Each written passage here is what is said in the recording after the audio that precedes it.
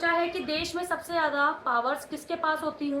राष्ट्रपति, प्रधानमंत्री, संसद या सुप्रीम कोर्ट?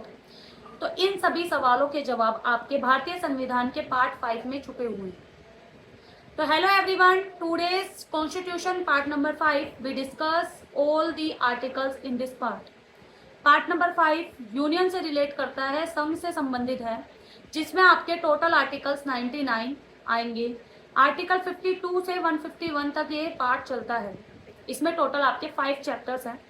पहला चैप्टर आपका एग्जीक्यूटिव है, जिसमें आपके आर्टिकल्स 52 से 78 तक आते हैं। आर्टिकल नंबर 52, भारत का राष्ट्रपति। भारत का राष्ट्रपति यानी कि भारत में एक राष्ट्रपति होगा और राष्ट्रपति देश का संवैधानिक प्रमुख होता है। संवैधानिक प्रमुख राष्ट्रपति है, लेकिन वास्तविक शक्ति प्रधानमंत्री और मंत्रिपरिषद के पास है। आर्टिकल 53, संघ की कार्यपालिका शक्ति। केंद्र की सारी कार्यपालिका शक्ति राष्ट्रपति में निहित है। मतलब कि सेना का जो सर्वोच्च कमांडर है वो राष्ट्रपति है, लेकिन शक्तियों का इस्तेमाल वो किसके तहत करेगा? शक्तियों का इस्तेमाल वो मंत्रिपरिषद की सलाह पे ही कर सकते हैं। नेक्स्ट आर्टिकल, आर्टिकल नंबर 54, राष्ट्रपति के चुनाव। राष्ट्रपति के चुनाव निर्वाचक मंडल के तहत होते हैं। निर्वाचक मंडल यानी कि संसद के निर्वाचित सदस्य और राज्यों की विधानसभाओं के निर्वाचित सदस्य इसमें भाग लेते हैं। आर्टिकल 55, राष्ट्रपति की चुनाव पद्धति। मतलब कि आनुपातिक प्रतिनिधित्व प्रणाली, सिंगल ट्रांसफरेबल वोट और गुप्त मतदान के तहत राष्ट्रपति जी के चुनाव होते हैं। आप मेरे को बताएंगे कि आनुपातिक प्रतिनिधित्व प्रणाली और सिंगल ट्रांसफरेबल वोट में कैसे चुनाव होते हैं, किस प्रकार से चुनाव लड़े जाते हैं। नेक्स्ट आर्टिकल, आर्टिकल नंबर 56 आपका राष्ट्रपति का कार्यकाल है। राष्ट्रपति का कार्यकाल 5 वर्षों का होता है। अगर कभी भी इस्तीफा देना है राष्ट्रपति को तो उपराष्ट्रपति को देना होगा, और महाभियोग के तहत भी राष्ट्रपति को हटाया जा सकता है। नेक्स्ट आर्टिकल आपका आर्टिकल नंबर 57 पुनर्निर्वाचन से रिलेटेड है, यानी कि राष्ट्रपति चाहे तो कितनी बार भी चुनाव लड़ सकते हैं।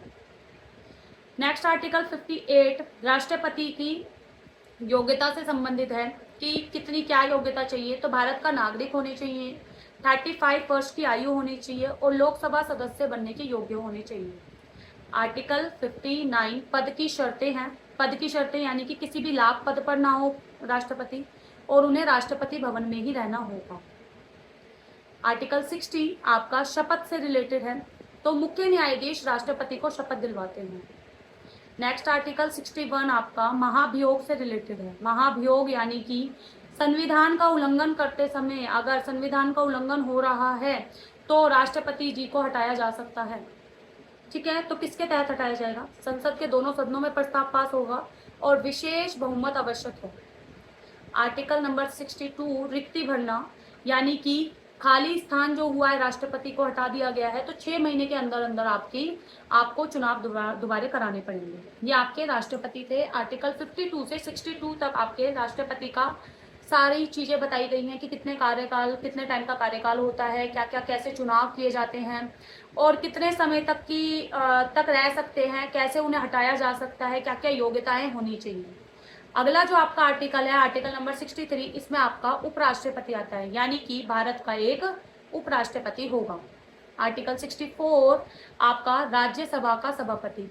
उपराष्ट्रपति राज्यसभा का सभापति होता है।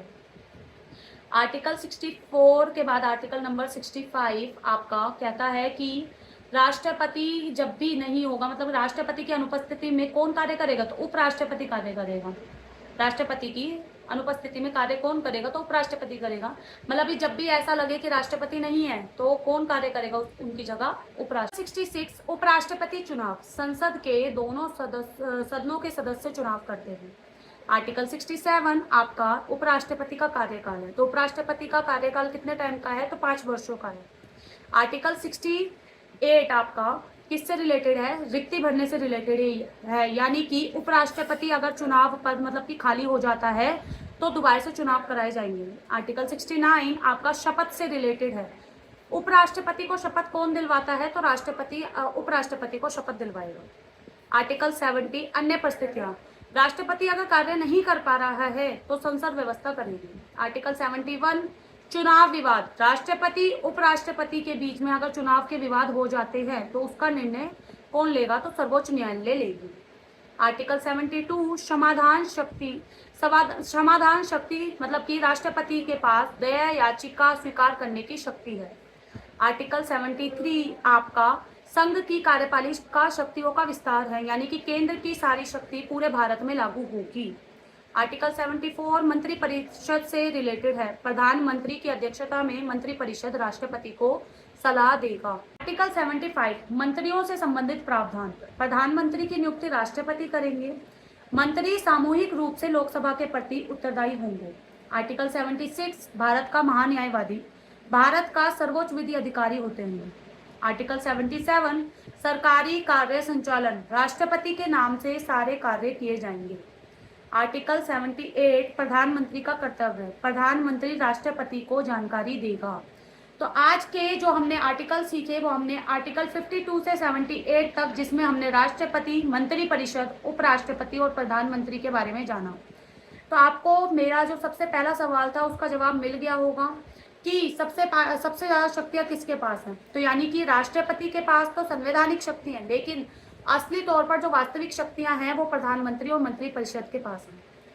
आज की वीडियो के लिए इतना ही। Thank you. अगली वीडियो में हम चैप्टर 2 और 3 को कवर करेंगे, जिसमें हम आर्टिकल्स आगे बढ़ेंगे, 178 से आगे बढ़ेंगे।